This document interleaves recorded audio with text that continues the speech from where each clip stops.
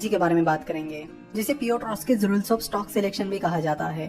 अगर मिस्टर पियोट्रोस्की की बात की जाए तो वो स्टैनफोर्ड यूनिवर्सिटी में प्रोफेसर है। साल 2000 में उन्होंने एक पेपर पब्लिश किया था जिसका नाम था value investing, the use of historical financial statement information to separate winners from losers, यानी प्रीवियस फाइनेंशियल स्टेटमेंट्स का यूज करके कैसे विनर कंपनीज को लूजर कंपनी से सेपरेट करें।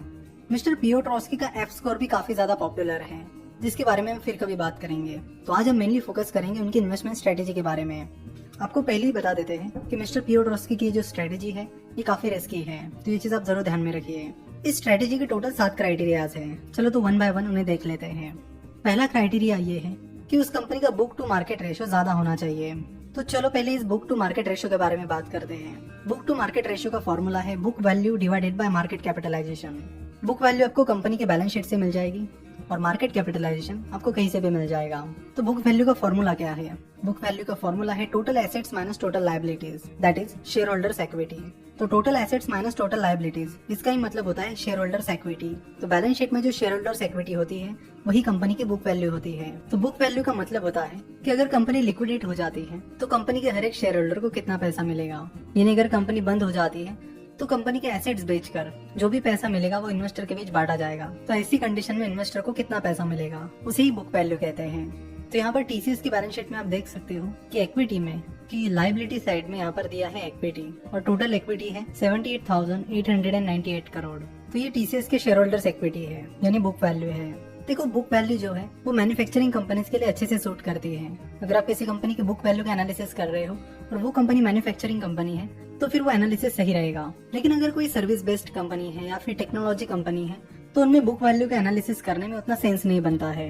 तो बुक टू मार्केट रेशियो का फॉर्मूला जैसे कि हमने देखा है कि book value divided by market capitalization. तो टीसीएस की बुक वैल्यू जो है वो है 78,898 करोड़ और मार्केट कैपिटलाइजेशन है 7,80,871 करोड़। तो book value divided by market capitalization is equal to 0.10। तो यहाँ पर पियोट्रोस्की का फॉर्मूला कहता है कि बुक टू मार्केट रेशियो ज्यादा से ज्यादा होना चाहिए, जनरली 1 से ज्यादा होना चाहिए। यहाँ टीसीएस की केस में वो 1 से कम है। तो इसका मतलब आपको बता देता हूँ कि जब बुक टू मार्केट वैल्यू ज्यादा होती है यानी 1 से ज्यादा होती है, जिसका ही दूसरा मतलब होता है कि जब बुक वैल्यू कंपनी की मार्केट कैपिटलाइजेशन से ज्यादा होती है तो उसका मतलब ये होता है कि इन्वेस्टर उस कंपनी के एसेट्स के लिए उन एसेट्स के एक्चुअल वैल्यू से कम पैसा पे कर रहे हैं।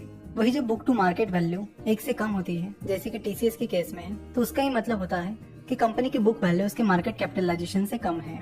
यानी इन्वेस्टर्स कंपनी के लिए उसके एसेट के यानी बुक वैल्यू से ज्यादा प्राइस पे कर रहे हैं। आपको ऐसी बहुत ही रेयर कंपनीज मिलेगी जिनका बुक टू मार्केट रेशियो 1 से ज्यादा है, यानी उनका मार्केट कैपिटलाइजेशन उनकी बुक वैल्यू से कम है। तो ऐसी कंपनीज को ढूंढना बहुत ही डिफिकल्ट होता है। तो रेयरली आपको कोई ऐसी कंपनी मिलेगी।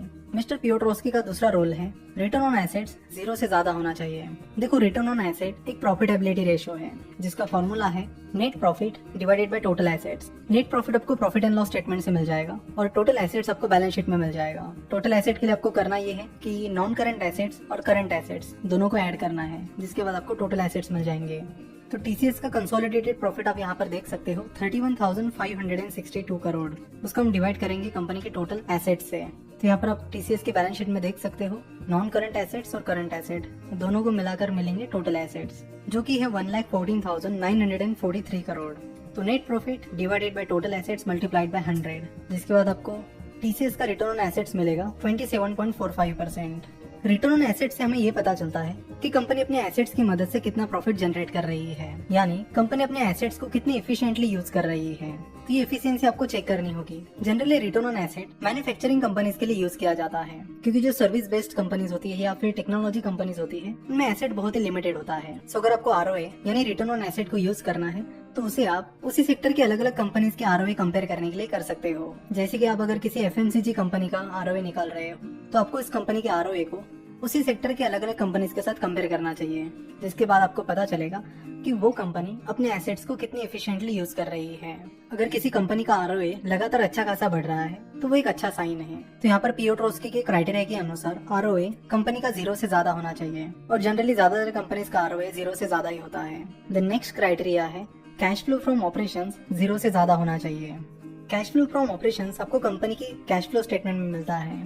तो यहाँ पर हम टीसीएस का कंसोलिडेटेड कैश फ्लो स्टेटमेंट देखते हैं। तो यहाँ पर आप ऊपर देख सकते हो cash flows from operating activities. तो यहाँ नीचे लिखा है net cash generated from operating activities, that is 28,593 crore. तो यहाँ पर टीसीएस का जो ऑपरेशन से कैश फ्लो आया है वो 0 से ज्यादा है। पियोट्रोस्की के इस फॉर्मूला में कैश फ्लो पर काफी ज्यादा फोकस किया गया है, जो कि काफी अच्छी बात है। और बहुत सारे सक्सेसफुल इन्वेस्टर्स प्रॉफिट को तो इम्पोर्टेंस देते ही देते हैं, पर कैश फ्लो को बहुत ज्यादा इम्पोर्टेंस देते हैं, क्योंकि प्रॉफिट को मैनिपुलेट करना आसान होता है, वही कैश फ्लो स्टेटमेंट को मैनिपुलेट करना बहुत ज्यादा डिफिकल्ट होता है। सो ना कि जस्ट इस फॉर्मूला में, बट अपने नॉर्मल एनालिसिस में भी आप कैश फ्लो स्टेटमेंट पर बहुत ज्यादा फोकस दीजिए। अगर किसी कंपनी का cash flow from operations negative जा रहा है लगातार कई सालों के लिए और प्रॉफिट अच्छा खासा दिख रहा है, तो वहाँ पर आपको सतर्क रहने की जरूरत है। तो इस चीज को आप हमेशा ध्यान में रखिए। चलो तो इसे भी समझ लेते हैं कि क्यों कैश फ्लो स्टेटमेंट ज्यादा इंपॉर्टेंट है। देखो, जो अकाउंटिंग की जो मेथोडोलॉजी यूज की जाती है वो है एक्रूअल मेथड।